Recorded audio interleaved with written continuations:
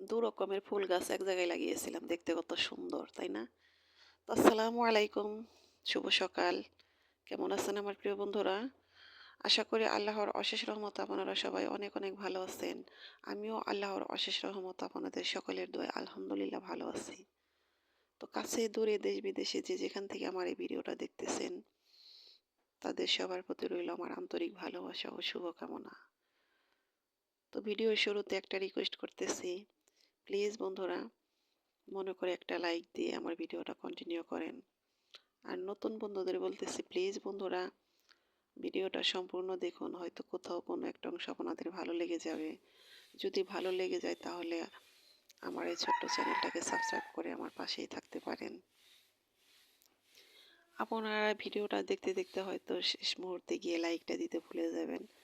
তাই তো শুরুতে এই লাইকটার কথা বলতে হয়, প্রত্যেকটা ভিডিওতেই লাইক দেওয়ার কথা ফার্স্টেই বলে দিতে হয়।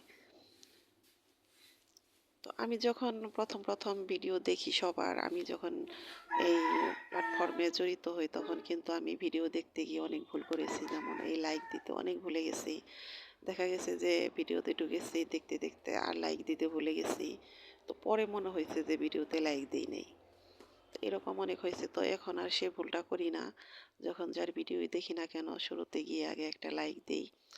আর আমি যে ভিডিওগুলো দেখি, হয়তো বন্ধুরা আপনারা খেয়াল করলে বুঝতে পারবেন, আমার ভিডিওতে আমি যার ভিডিওই দেখি না কেন আমার যদি সময় থাকে আমি কিন্তু দুটা করে কমেন্ট করি। ভিডিওতে ঢুকেই একটা কমেন্ট করি আর শেষে গিয়ে একটা কমেন্ট করি। কারণ দেখা যায় যে বিস্তারিত কমেন্ট কিন্তু সবসময় করা যায় না। ভিডিওতে ঢুকে যখন ভিডিওটা দেখি, দেখা যায় একটা কাজ করতে হয়। তখন ওই শুধু কানে শুনতেই পারি, কিন্তু এত ডিটেলস এগুলা কমেন্ট করা যায় না। তো লাস্ট মুহূর্তে গিয়ে ছোট আরেকটা কমেন্ট করে বেরিয়ে আসি ফুল আস করে। আমি প্রায় ভিডিওতে এগুলা করি। দুটা করে কমেন্ট করি, আপনারা হয়তো খেয়াল করলে করতে পারেন।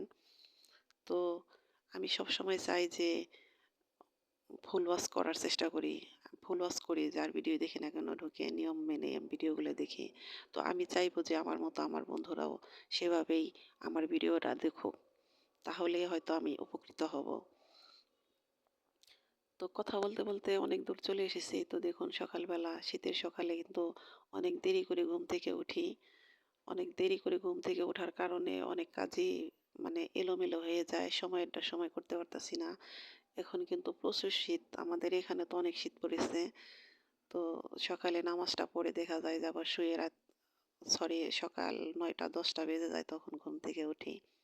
উঠে দেখা যায় যে সকালের কাজটা ওভাবে আমি আপনাদের সাথে শেয়ার করতে পারি না। তো সকালে কাজ সারার পর তারপরেই তো কিছু বীজ লাগাইতেছি।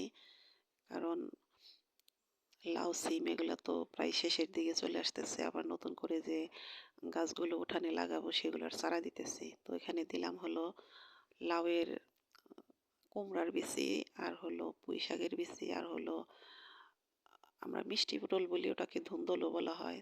৩টা সবজির বীজ আমি লাগিয়ে দিলাম, মানে চারা দিলাম।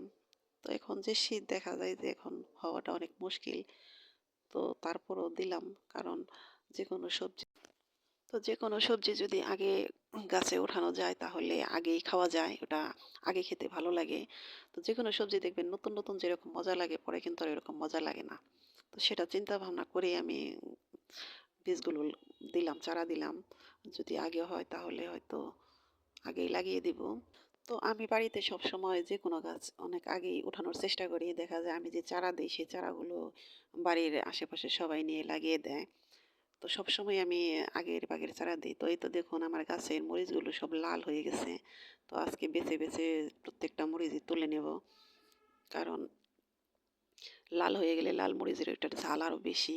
খেতে তেমন একটা ভালো লাগে না আমার। তো ভাবছি যে আজকে আর মরিচ রাখবো না। যেগুলো মানে একদম বাড়তি হয়ে গেছে সেগুলো ছিঁড়ে ফেলবো। তো কথা বলতে বলতে এই তো রান্নার কাজেও চলে এসেছি। তো মূলা দিয়ে চিংড়ি শুটকি রান্না করব। তো এই ভিডিওটা কিন্তু এই রান্নার ভিডিওটা আমার অনেক আগের। তো আমার রান্নার ভিডিও আরও কয়েকটা ছিল। আমার মোবাইলে স্টোরেজ শুধু ফুল হয়ে যায়। তো খেয়াল করি নাই। খেয়াল না করার কারণে সেই ভিডিওগুলো ডিলিট হয়ে গেছে। তো এটা হলো মূলা দিয়ে চিংড়ির শুটকি রান্না করব, চিংড়ির ভর্তা করব, আর হলে লাউ পাতার ভর্তা করব। ৩টা রেসিপি করব। তো মূলাগুলোই তো আমি লবণ দিয়ে ভালো করে সিদ্ধ করে নিতেছি। কারণ মূলা কিন্তু একটু ভাত দিয়ে নিলে ভালো হয়। পানিটা ফেলে দিলে খেতে বেশি মজা লাগে। তো এই রান্নাটা অনেক মজা হয়েছিল। মূলা দিয়ে একবারই শুটকি মাছ রান্না করে খেয়েছি। তো এবার মূলা বেশি খাওয়াই হলো না। তো গতকাল ছিল হাটবার, হাটেও মূলা আনতে দিয়েছিলাম কিন্তু পাই নাই। মূলার সিজন নাকি শেষ হয়ে গেছে। তো শীতকালে কিন্তু মূলা, লাউ এগুলা খেতে অন্যরকম একটা মজা লাগে। তো এই তো শুটকি মাছ রান্না এটা আর আমি আপনাদের কাছে কি বলবো ডিটেলস তাও পরেও বলি। তো আদা, রসুন, জিরা পেস্ট তারপরে চিংড়ির পেস্টটাও দিয়ে দিছি। এখন মসলাগুলো দিয়ে হলুদ গুঁড়ো, মরিচের গুঁড়ো দিয়ে ভালো করে কষিয়ে তারপরে মূলাটা রান্না করব। তো মূলার তরকারিটা বেশ মজা হয়েছিল। খাইছি তো অনেকদিন আগে তারপরও মনে আছে। তো বন্ধুরা যারা এই মুহূর্তে আমার এই ভিডিওটা দেখতে দেখতে আমার সাথে এই পর্যন্ত চলে এসেছেন, জানি না কে কে চলে এসেছেন, প্লিজ বন্ধুরা যদি লাইক দিতে ভুলে যান মনে করিয়ে দিলাম, লাইকটা দিয়ে দেন। আর নতুন বন্ধুদের বলতেছি প্লিজ বন্ধুরা আমার ভিডিওটা যদি কোথাও একটু ভালো লেগে থাকে তাহলে আমার ছোট্ট চ্যানেলটাকে সাবস্ক্রাইব করে আমার পাশেই থাকতে পারেন। ছোট্ট একটা কমেন্ট করে যাবেন, সেই কমেন্টের সূত্র ধরে আমি আপনাদের পরিবারে চলে যাব, আমি আপনাদের সাপোর্ট দিব, আপনারাও আমাকে সাপোর্ট দিবেন। আমরা কেউ কাউকে সাপোর্ট না করলে এগিয়ে যেতে পারবো না। আর বন্ধুরা আমার কথাতে হয়তো অনেক ভুল আছে, প্লিজ ভুলগুলো ক্ষমা সুন্দর দৃষ্টিতে দেখবেন। আর আমারও আমার পরিবারের জন্য আপনারা সবাই দোয়া করবেন, আমি আপনাদের কাছ থেকে দোয়াটা চেয়ে নিচ্ছি। আর আমিও আপনাদের সকলের জন্য দোয়া করি আপনারা আপনাদের পরিবার নিয়ে ভালো থাকুন, সুখে থাকুন, সুস্থ থাকুন, শান্তিময় জীবনযাপন করুন। তো মনের শান্তি বড় শান্তি। তো চাই যে মানসিক শান্তি নিয়ে সবাই বেঁচে থাকুন। সবার মনে যে নেক আশাগুলো আছে সে আশাগুলো আল্লাহ পাক যেন পূরণ করে দেন। তো বন্ধুরা কথা বলতে বলতে ভিডিও লাস্ট পর্যায়ে চলে এসেছি। তো আমার ভিডিওটা কেমন লাগলো অবশ্যই কমেন্ট করে জানাবেন। আল্লাহ হাফেজ, আসসালামু আলাইকুম।